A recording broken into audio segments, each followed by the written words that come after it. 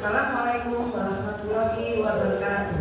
Waalaikumsalam warahmatullahi wabarakatuh.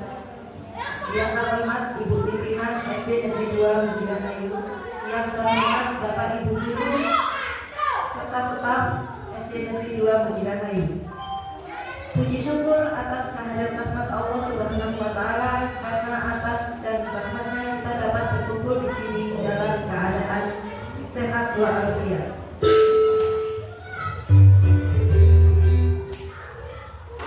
Pada hari Senin 26 bulan Agustus 2024 pukul 10.30 sampai dengan selesai di SD Negeri 2 Mujirahayu dilaksanakan kegiatan diseminasi kolaborasi dua calon guru penggerak Siswati dan Resti Febriani modul 1.4 penyebaran pemahaman dan penerapan budaya positif. Adapun susunan acaranya yaitu yang pertama pembukaan, yang kedua menyanyikan lagu Indonesia Raya, Mas Lampu Tengah, Mas Guru Penggerak, yang ketiga sambutan kepala sekolah, yang keempat diseminasi kolaborasi dua calon guru penggerak Siswati dan Resti Febriani modul 1.4 penyebaran pemahaman dan penerapan budaya positif oleh Siswati dan Resti Febriani. Kelima, penutup. Maka dari itu, mari kita buka kegiatan ini dengan membaca basmalah. Bismillahirrahmanirrahim. Acara yang kedua menyanyikan lagu Indonesia Raya yang akan dipimpin oleh Ibu Dede. Dimohon peserta untuk berdiri.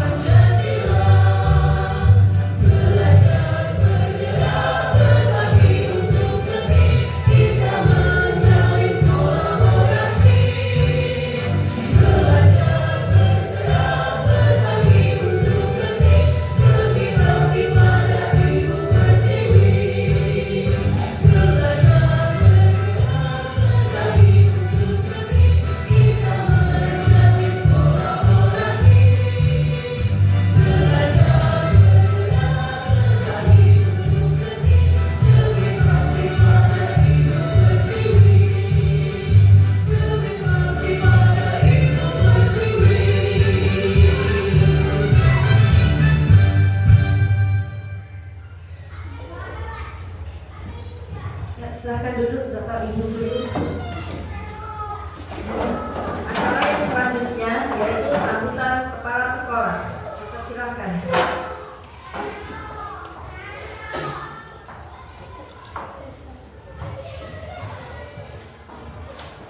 Bismillahirrahmanirrahim. Assalamualaikum warahmatullahi wabarakatuh. Yang terhormat Bapak Ibu Guru SDN Cirayu dan terkhususnya untuk CGB Angkatan 11 Ibu Siswanti dan Ibu Resti Febriani yang insya Allah dipermudahkan Allah Subhanahu Wa Taala. Alhamdulillahirabbil alamin. Nabiyina sallallahu alaihi Assalatu wassalamu ala asyrofil anbiya'i wal mursalin wa ala alihi wa sahbihi ajmain amma. Pertama-tama marilah kita panjatkan puji syukur kehadirat Tuhan Yang Maha Esa atas berkah rahmat, taufik, hidayah serta inayahnya sehingga kita dapat berkumpul di siang hari ini dalam rangka diseminasi modul 1.4 penyebaran pemahaman dan penerapan budaya positif kolaborasi dua calon guru penggerak Ibu Siswanti dan Ibu Resti Febriani yang akan dilaksanakan pada tanggal 26 Agustus tahun 2024 dalam keadaan sehat walafiat tanpa kekurangan hal suatu apapun. Sholawat beri salam senantiasa kita tujukan kepada baginda Rasulullah Muhammad Sallallahu Alaihi Wasallam, berilah Nabi yang mendapatkan insyaallah yang berikan syafaatnya di yaumil kiamah kelak nanti. Amin amin ya rabbal alamin. Baiklah, di sini saya selaku Kepala Sekolah SDN Cirayu akan memberikan beberapa hal. Yang pertama, berterima kasih sekali kepada CGP Angkatan 11 Ibu Siswanti dan Ibu Resti Febriani yang akan menyebarkan atau melakukan diseminasi modul 1.4 pemahaman dan penerapan budaya positif yang tentunya ini akan dilakukan oleh setiap calon guru penggerak memberikan atau berbagi praktik baik kepada teman-teman sejawat ataupun guru lainnya atau bisa dengan berbagi yang lainnya orang tua ataupun murid lainnya. Kemudian untuk itu dalam hal ini guru penggerak sangat benar-benar memberikan apresiasi.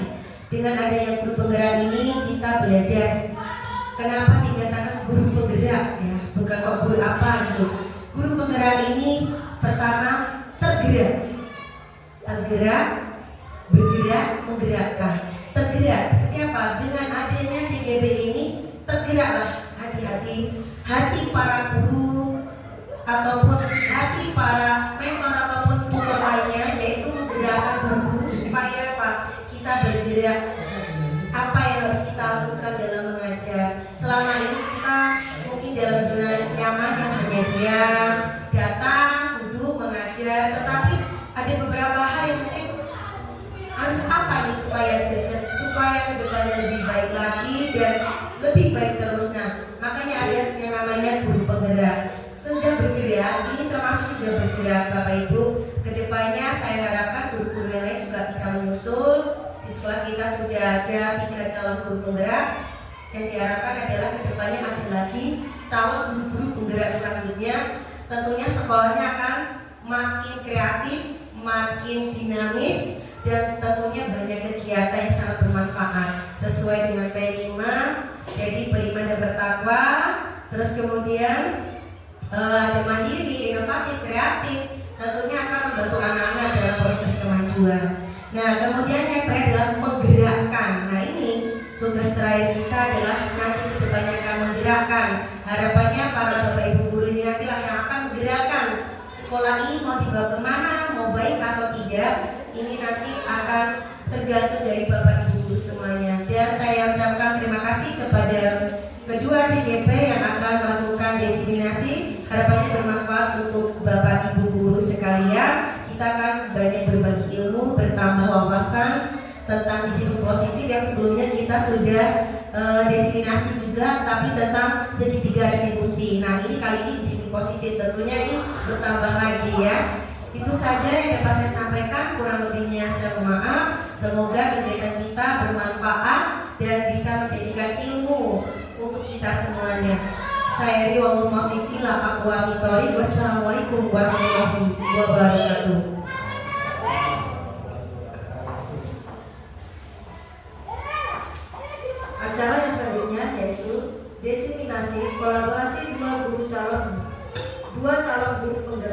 Ibu Siswanti dan Ibu Resti Febriani, modul 1.4, penyebaran pemahaman dan penerapan budaya positif oleh Ibu Siswanti dan Ibu Resti Febriani. Dipersilakan.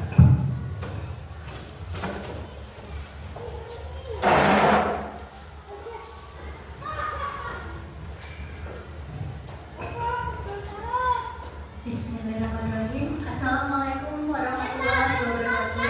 Waalaikumsalam warahmatullahi wabarakatuh. Selamat pagi Bapak Ibu semuanya. Yang terhormat Ibu Kepala Sekolah SD Negeri 2 Rahayu, yang terhormat Bapak Ibu Dewan Guru SD Negeri 2 Rahayu. Puji syukur kehadiran Tuhan Yang Maha Esa, yang mana pada pagi hari ini kita dapat berkumpul pada acara destinasi modul 1.4, menyebarkan pemahaman dan penerapan budaya positif, kolaborasi dua calon guru penggerak, Siswanti dan Resti Febriani. Salawat dan salam kita panjatkan kepada Nabi Muhammad SAW, yang mana nantinya kita sampaikan syafaatnya di yaumil akhir. Amin, amin ya rabbal alamin. Bapak Ibu semuanya, sebelumnya saya ucapkan terima kasih atas dukungan Bapak Ibu semuanya untuk hari ini, kegiatan hari ini, yang mana Bapak Ibu sudah meluangkan waktunya mengajarnya hari ini, Bapak Ibu. Bapak Ibu, sebelum acara kita mulai, mari kita speaking dulu ya Bapak Ibu, dan kita semangat. Bapak Ibu silakan berdiri.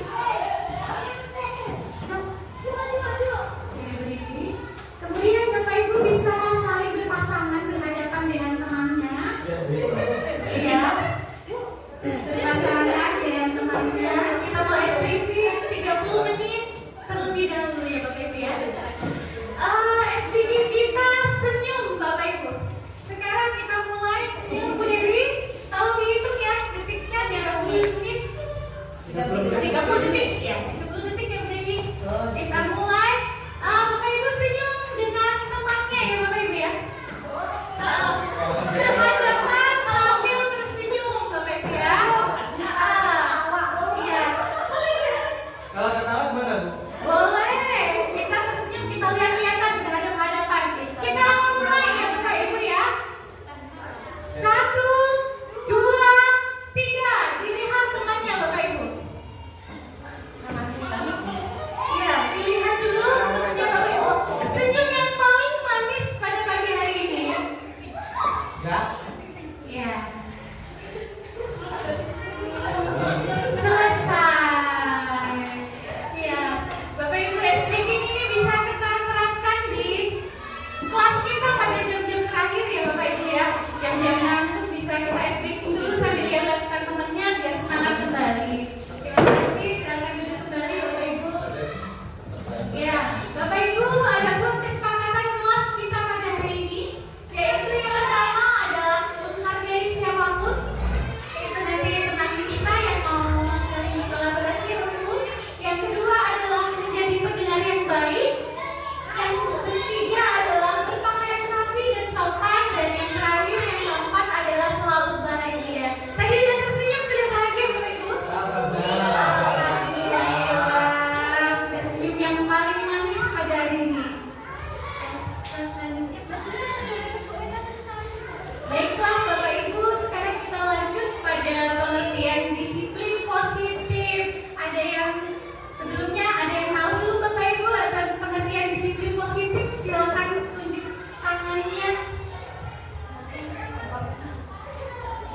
Iya Bapak Ibu? Iya. Oh iya Bu Tresrani, silakan. Disiplin positif adalah suatu cara penerapan disiplin yang mengajarkan murid untuk mandiri, bertanggung jawab, yang menimbulkan kesadaran akan nilai-nilai kebaikan terhadap dirinya. Intinya, si anak ini selalu berbuat baik, mandiri, dan bertanggung jawab atas segala perbuatannya dan apa yang ditanggung jawabkan sebagai pelajar. Terima kasih. Bapak Ibu. Terima kasih Bu Tresrani. Ada yang lain Bapak Ibu? Yang ingin menambahkan, ayo Pak Basir.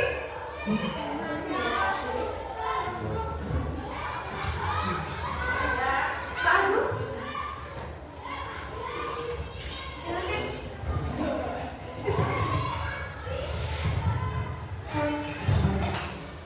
Baik, terima kasih atas waktunya yang diberikan.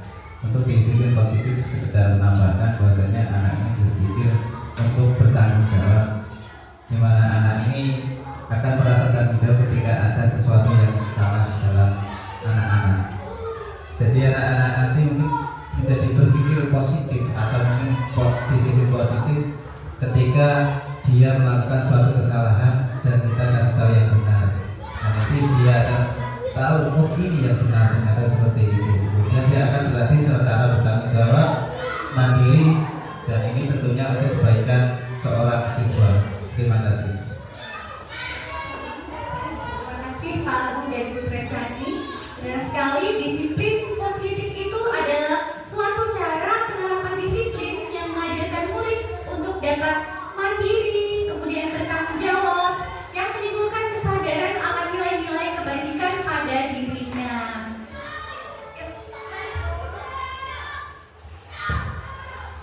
Nah, adapun konsep inti disiplin positif antara lain di sini sudah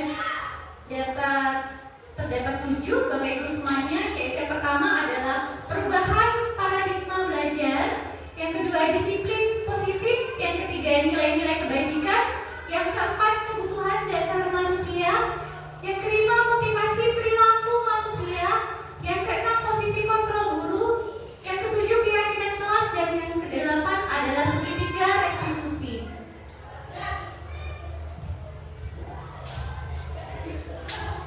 Pembelajaran paradigma baru di sini adalah antara lain pembelajaran dengan paradigma baru merupakan pembelajaran yang dirancang berdasarkan prinsip pembelajaran berdiferensiasi, sehingga peserta didik kita dapat belajar sesuai dengan kebutuhan tahap perkembangan untuk mewujudkan profil pelajar Pancasila.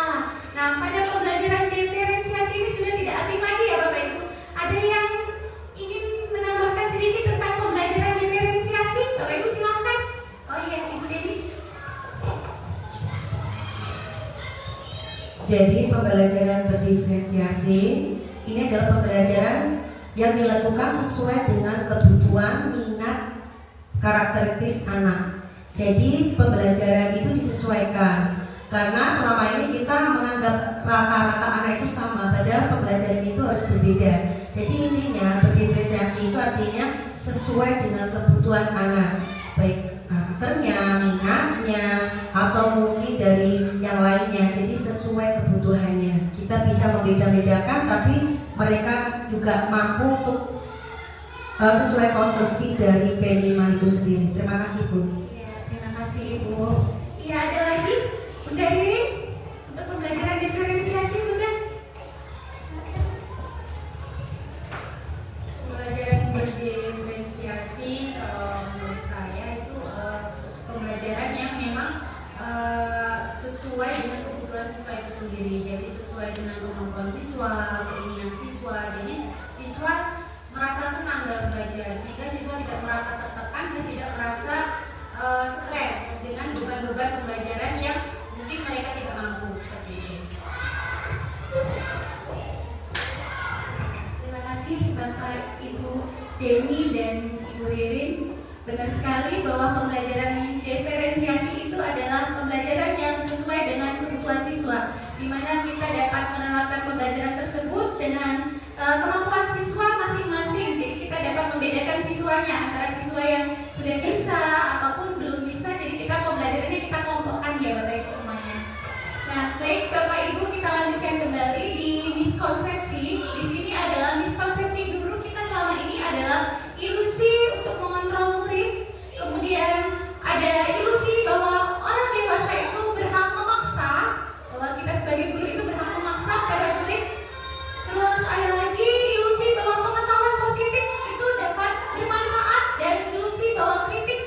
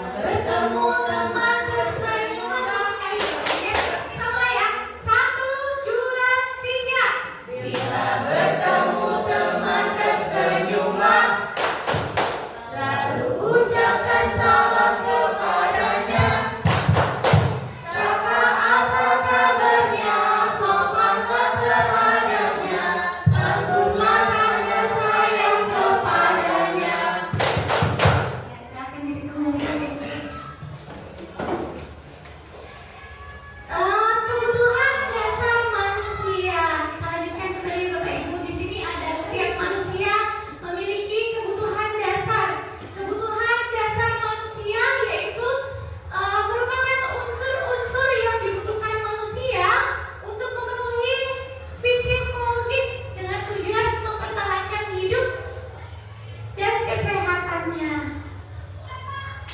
5 kebutuhan manusia di sini antara lain ada bertahan hidup atau survival, kasih sayang dan rasa diterima, kemudian kebutuhan akan kebebasan, kebutuhan akan kesenangan, dan yang terakhir adalah kebutuhan penguasaan. Motivasi perilaku manusia di sini ada motivasi itu terdapat 2 ya Bapak Ibu, ada motivasi ekstrinsik, kemudian ada motivasi intrinsik, yaitu motivasi dari luar yang disebut kita adalah intrinsik, dan motivasi ekstrinsik adalah motivasi dari dirinya sendiri. Di sini ada motivasi intrinsik, yaitu untuk menjadi orang yang mereka inginkan berdasarkan keyakinan yang dimiliki oleh individu tersebut. Kemudian motivasi ekstrinsiknya adalah untuk menghindari hukuman atau ketidaknyamanan, untuk mendapatkan imbalan atau penghargaan dari orang lain. Itu saja Bapak Ibu diseminasi saya, dan akan dilanjutkan oleh Ibu Resti. Kepada Ibu Resti dipersilakan. Baik, terima kasih luar biasa Ibu Siswanti, tepuk tangannya berikan aplaus untuk beliau. Baik, untuk diseminasi selanjutnya yaitu mengenai hukuman, konsekuensi, dan restitusi. Di mana hukuman ini yaitu adanya tidak terencana atau tiba-tiba. Murid tidak tahu apa yang terjadi atau dilibatkan. Yang keempat bersifat satu arah, yang ke selanjutnya berupa hukuman fisik atau non fisik. Nah, dalam konsekuensinya yaitu terencana, disepakati sesuai aturan, dan selanjutnya murid dibuat tidak nyaman. Kemudian sikap guru selalu monitor murid. Nah, ini yang terpenting sekali, sikap guru selalu memonitor muridnya, baik di dalam kelas maupun di lingkungan sekolah. Nah, adapun di dalam restitusi ini ada proses menciptakan kondisi murid untuk memperbaiki kesalahannya. Maksudnya bagaimana? Dari kesalahannya itu tidak akan terulang kembali, ya, tak akan terulang kembali untuk di hari yang akan datang. Yang kemudian yaitu proses kolaboratif yang mengajarkan murid untuk mencari solusi sendiri. Nah, adapun anak mempunyai kesalahan, apabila dia tidak bisa memecahkan solusinya, maka dia akan bertanya kepada temannya, apa salah saya, apa kekurangan saya, dan bagaimana saya akan memecahkan masalah tersebut, atau bertanya dengan guru. Dan selanjutnya ada 5 posisi kontrol. Di sini ada penghukum. Nah, terus teman, manajer, pemantau, dan membuat rasa bersalah. Biasanya di sekolahan ini lingkaran ini tidak lepas dari penghukum. Biasanya guru menghukum atau siswa mempunyai kesalahan itu menghukumnya, dan teman ini biasanya mengejek atau membuli. Terus manajer ini sebagai guru harus mengayomi kepada muridnya. Terus pemantau, sebagai pemantau siswanya ini supaya apa? Supaya tidak terjadi hal-hal yang negatif atau hal-hal yang tidak diinginkan di dalam lingkungan sekolah, baik di dalam maupun di luar. Terus pembuat rasa bersalah. Nah, biasanya anak-anak ini merasa bersalah, ya, merasa bersalah apabila si anak ini mengerjakan sesuatu yang memang dianggap bersalah oleh guru atau teman. Contoh penerapan 5 posisi kontrol guru yaitu pada kasus siswa makan di kelas ketika jam pelajaran. Nah, ini dalam penerapannya yaitu kamu sudah melanggar aturan. Ini adalah sebuah teguran, ya, teguran sebagai manajer seorang guru. Jadi bertanya dulu kepada murid, kamu sudah melanggar aturan kelas kita. Apa kamu tahu konsekuensinya? Ibu akan mencatat kesalahan kamu agar menjadi bahan perbaikan berikutnya. Nah, ini anak terus menjawab. Kali ini ibu memaafkan kamu. Setelah menjawab, terus baru ibu memaafkan kamu. Besok jangan makan di kelas dan sarapan terlebih dahulu sebelum sekolah. Nah, artinya kita mengingatkan selalu kepada siswa, ya, kepada murid kita bahwasanya lebih baik makan sebelum jam pelajaran. Artinya nanti sebelum berangkat sekolah bangun tidur dan beres-beres, anak beli terlebih dahulu di rumah. Posisi kontrol, apakah aku? Saya kecewa sekali dengan kamu. Ini membuat rasa bersalah. Jadi kata-kata ini tidak disebutkan kepada anak apabila anak ini mempunyai rasa bersalah. Misalnya, oh kamu anak ya, kamu tidak pernah benar melakukannya. Nah itu tidak bisa kita ucapkan sebagai seorang guru. Terus selanjutnya posisi kontrol, apakah aku? Ayolah lakukan demi Bapak Ibu ya. Jadi misalnya kita memberikan masukan kepada anak untuk tidak mengulangi lagi perbuatan itu, kita berupaya menjadi seorang teman bagi anak tersebut. Supaya apa? Supaya anak tidak merasa takut oleh guru akan hukuman dan lain-lain. Posisi kontrol, apakah aku? Nah ini sebagai pemantau. Kamu tidak akan pernah mendapat nilai jika tidak mengerjakan tugas. Nah ini biasanya sering sekali kita ucapkan kepada anak apabila anak mengerjakan tugas ini terbengkalai atau tertunda-tunda. Maka seringkali kita ucapkan kamu tidak akan pernah mendapat nilai jika tidak mengerjakan tugas.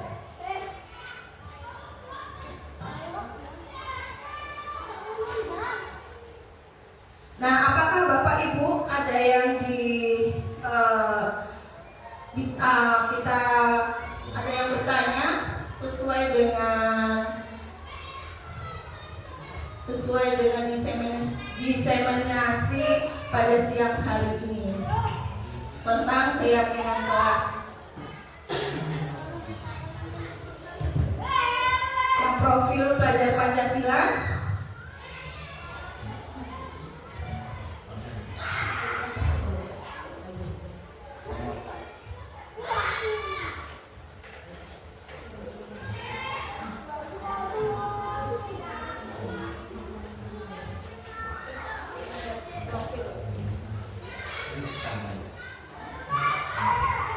Selanjutnya ada posisi kontrol aku. Apa rencanamu untuk menyelesaikan masalah ini? Nah ini sebagai manajer, sebagai seorang guru, menanya kepada siswa yang mempunyai masalah seperti itu. Seperti tadi yang makan dalam kelas, ya. Kasusnya makan dalam kelas.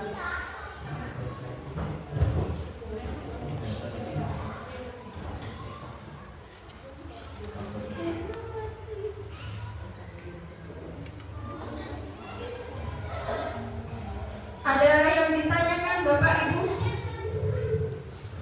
Misal ada kasus yang lain. Ya, silakan.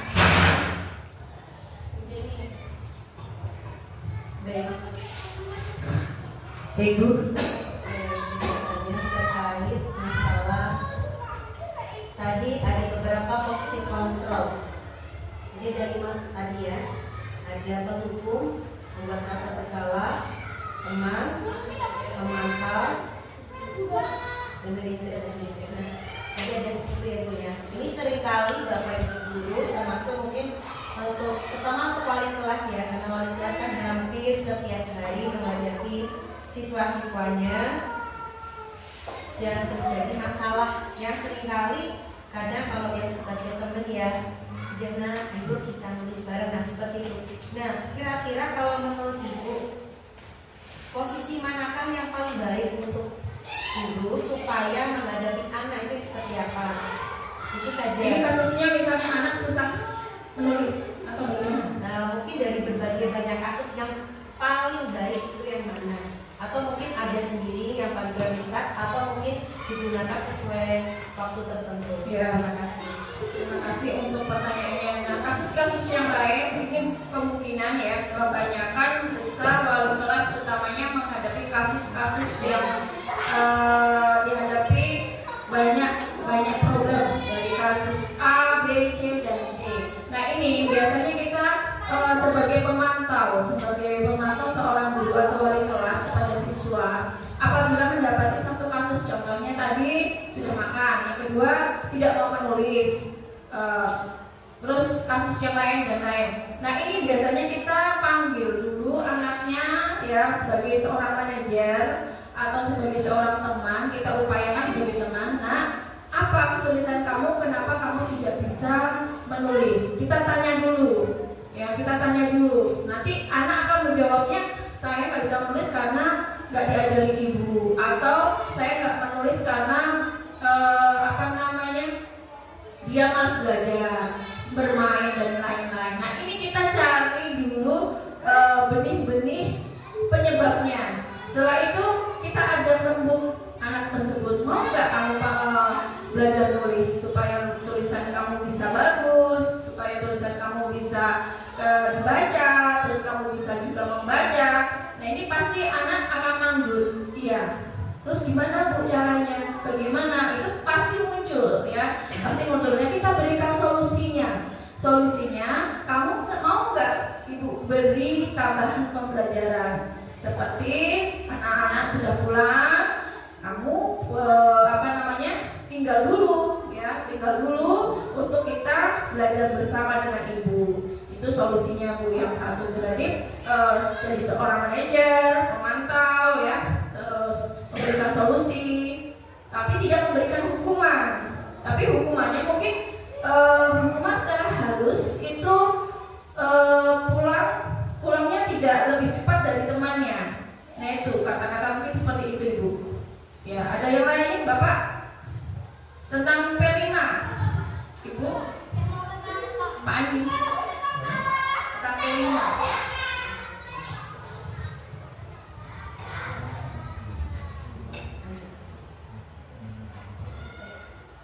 Lanjut. Nah tadi tentang P5 coba Pak di slide ya, tentang gotong royong.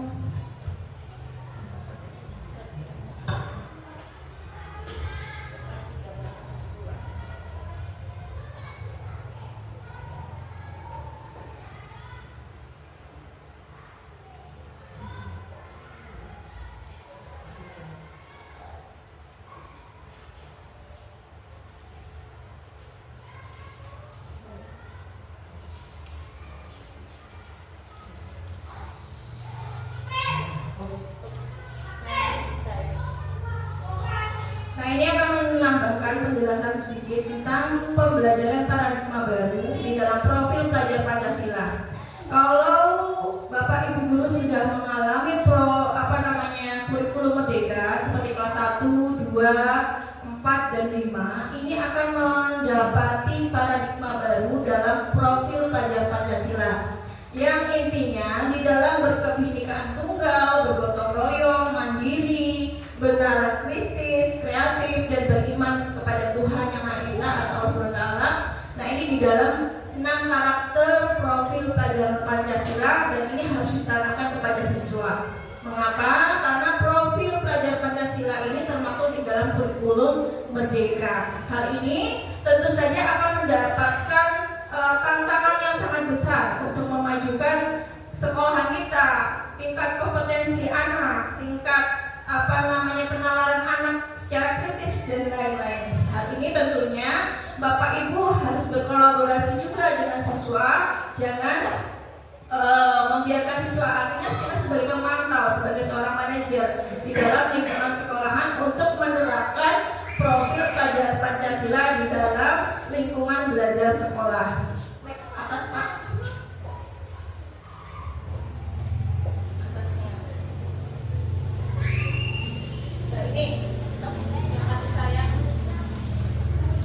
Nah, di dalam kebutuhan dasar manusia ini juga ada tadi bertahan hidup atau survival, kasih sayang dan rasa diterima.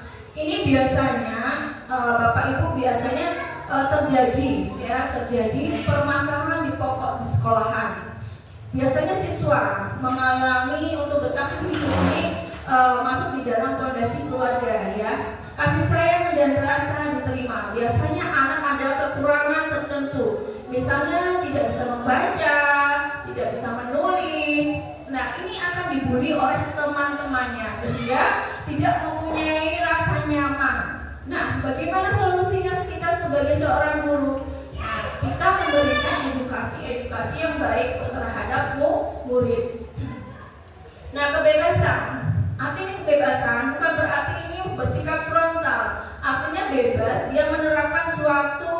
berkeinginan berdiferensiasi, ya, menemukan hal-hal yang baru yang ingin dia kembangkan sendiri. Dan kita sebagai guru hanya dapat menuntun murid, ya, sebagai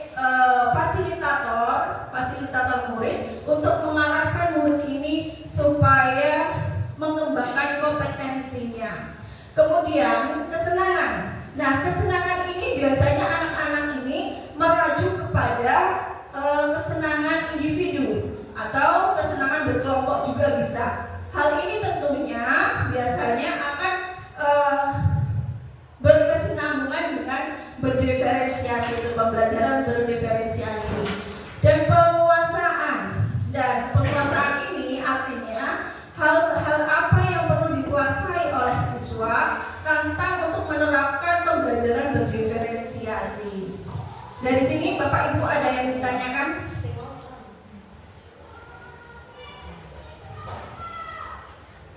Sudah cukup? Pak Agung, Pak Andi, tentang berdiferensiasi? Ya, baik. Artinya kita sebagai seorang guru itu harus memahami karakter murid, kita harus memberikan solusi yang terbaik. Kita bukan penghukum, tapi kita sebagai seorang teman atau manajer di dalam lingkungan sekolah. Demikianlah dari kami berdua.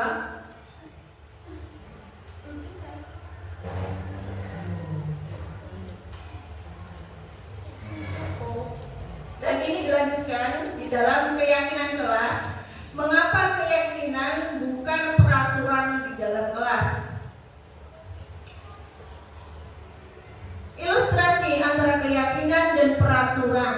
Mengapa kita memiliki peraturan tentang protokol penggunaan masker dan mencuci tangan setiap saat? Mungkin jawaban Anda untuk kesehatan dan keselamatan. Adakah lagi untuk jawaban yang lain selain kesehatan dan keselamatan dalam penggunaan masker? Pak Agung?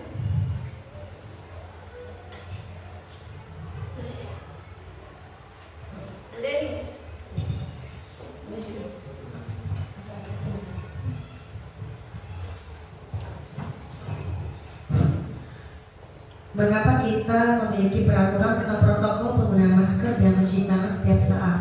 Biasanya kan menjawabnya untuk kesehatan dan keselamatan. Tapi memang ada beberapa hal yang telah disepakati.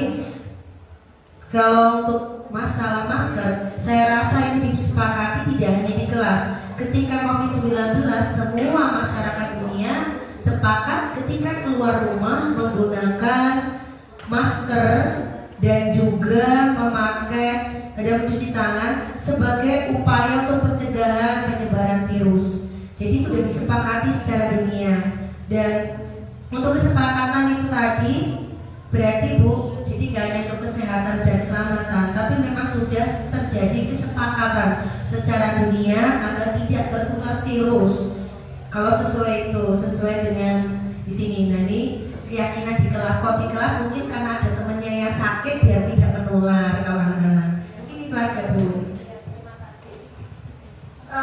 Untuk selanjutnya yaitu pembentukan keyakinan kelas ini bersifat abstrak berupa pernyataan universal dibuat dalam pernyataan positif sedikit aja agar mudah diingat sesuai dengan kondisi kelas dari sekolah sehingga mudah diterapkan. Kemudian semua warga sekolah dilibatkan untuk membuat keyakinan kelas. Ya, dalam sedikit restitusi yaitu adanya validasi tindakan yang salah, menstabilkan identitas dan menyayangkan keyakinan. Adapun proses dialog yang dilakukan guru terhadap murid agar murid ini menjadi mandiri dan bertanggung jawab. Kemudian dalam menstabilkan identitas ini berdasarkan prinsip membuat kesalahan yang mana bagian dari proses pembelajaran, yaitu berbuat salah itu wajar. Tidak ada manusia yang sempurna. Bapak Ibu tidak mencari siapa yang salah, namun mencari solusi permasalahannya seperti tadi yang saya sudah sampaikan. Kemudian kamu berhak merasa begitu. Kemudian ada validasi dari tindakan. Nah, ini berdasarkan prinsip setiap perilaku untuk memahami kebutuhan tertentu. Kamu punya alasan mengapa melakukan hal itu? Ini sebuah pertanyaan untuk siswa yang melakukan perilaku dalam validasi tindakan. Yang kedua, padahal kamu dapat melakukannya lebih baik lagi dari ini. Terus ada pertanyaan lagi, kamu patut bangga karena mempertahankan yang penting bagimu. Kemudian menanyakan keyakinan.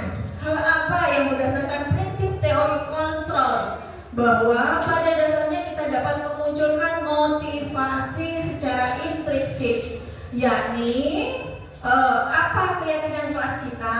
Yang kedua, nilai-nilai apa yang kita buat atau sepakati bersama. Dan selanjutnya, gambaran kelas seperti apa yang kamu inginkan. Dan lanjut, kamu ingin menjadi orang seperti apa. Nah, ini pasti akan dijawab oleh siswa yang mempunyai permasalahan untuk menanyakan sebuah keyakinan. Maka akan kita dapat keyakinan tersebut. Contohnya di sini dalam penerapan segitiga restitusi. Tadi siswa makan di dalam kelas pada saat jam pembelajaran.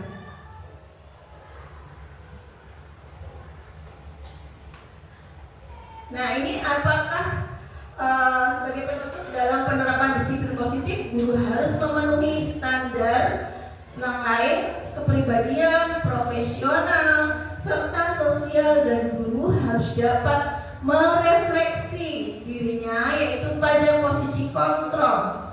Guru harus bisa menjadi among manager yang menuntut murid-murid menjadi mandiri dan bertanggung jawab. Adakah sampai di sini yang ditanyakan Bapak Ibu sebagai kontrol sosial terhadap pokok permasalahan keyakinan terhadap siswa yang bermasalah?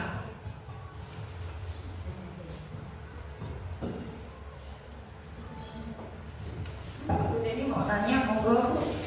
Kebanyakan tanya ya, nggak apa-apa Bu. Gak apa-apa, supaya kita belajar juga. Iya, biar tambah paham semuanya. Tadi disebutkan ada disiplin positif, modul keyakinan dan kesepakatan kelas, ada juga restitusi. Nah, yang mau saya tanyakan, di setiap kelas Bapak Ibu guru, baik kelas 1 sampai kelas 6, itu pasti ada aturan kelas atau kesepakatan kelas atau keyakinan kelas. Adakah yang membedakan ketiganya antara keyakinan kelas atau kesepakatan kelas atau peraturan kelas? Kan ada tulisannya aturan kelas. Nah, ada juga yang keyakinan kelas atau kesepakatan kelas. Adakah yang membedakan atau itu bentuknya sama, hanya beda kata-kata? Mohon dijelaskan Bu, terima kasih. Terima kasih Bu Deni. Antara aturan, keyakinan, dan kesepakatan ini dalam bentuknya berbeda. Kalau aturan dibuat oleh siswa untuk diikuti seluruh siswa tersebut dari kelas 1 sampai kelas 6. Nah, kalau keyakinan kelas ini biasanya di sebuah peraturan, turunan peraturan di dalam sekolah diturunkan di dalam kelas, yang mana artinya peraturan tersebut diselenggarakan oleh guru kelas masing-masing. Yang artinya peraturan tersebut harus disepakati oleh masing-masing siswa. Oleh masing-masing siswa yang ada di dalam kelas. Contohnya di dalam kelas tidak boleh membuang sampah, harus kelas itu bersih. Yang kedua, jadwal piket harus tetap diberjalankan. Dan untuk kesepakatan kelas ini biasanya pengembangan dari aturan, yang mana yang tidak konkret, yang tidak bisa, yang perlu disepakati, karena di dalam kesepakatan itu tidak ada kata-kata tidak boleh, ya, tidak ada kata-kata tidak boleh. Tapi di sini diterapkan untuk saling menghargai dan menghormati satu sama lain antar teman di dalam kelas tersebut. Misal anak siswa datang terlambat, ini kita peraturannya tidak boleh datang terlambat. Di dalam kesepakatan kelas di situ digunakan kata-kata yang lain yang bijak, yang mana seperti tadi misalnya makan, ya, terus makan di dalam kelas, terus masuk di dalam kelas ini terlambat. Ini kita bertanya yang tepat bagaimana Bu? supaya tidak ada kata-kata tidak ada, supaya tidak ada kata-kata tidak boleh, tidak ada, tidak, pokoknya tidak, kata-kata tidak nggak boleh itu di dalam kesepakatan kelas. Nah, contohnya menghargai dan menghormati teman apabila datang terlambat. Ini maksudnya tidak boleh membulinya, ya, tidak boleh membuli ke arah membuli. Yang kedua, melaksanakan kegiatan bersama dalam Jumat ikhlas, misalnya itu. Jadi kesepakatan kelas itu berdasarkan nilai kesopanan. Ini seperti itu. Oke, terima kasih Bu Resti. Berarti tadi kalau aturan itu tadi kan masih banyak larangan ya. Misalkan anak tidak boleh memakai hijau, misalkan gitu ya. Nah itu larangan bentuknya tidak boleh. Nah ketika berubah menjadi keyakinan berarti kan kata-katanya positif. Berarti anak-anak menggunakan pakai rapi. Nah berarti tidak. Atau mungkin tadi kalau tadi tidak boleh terlambat berangkat, berarti kata-katanya anak berangkat tepat waktu untuk positifnya. Ya positifnya. Besok jadi berangkat tepat waktu pukul sekian gitu dan pulang pukul sekian. Seperti itu. Terima kasih Bu Resti.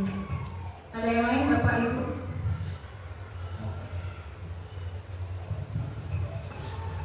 Baik, terima kasih. Kita kembali ke pembelajaran berdiferensiasi, di mana tadi yaitu berfokus pada kualitas pemahaman siswa, tetapi dibandingkan semua tugas yang harus diselesaikan.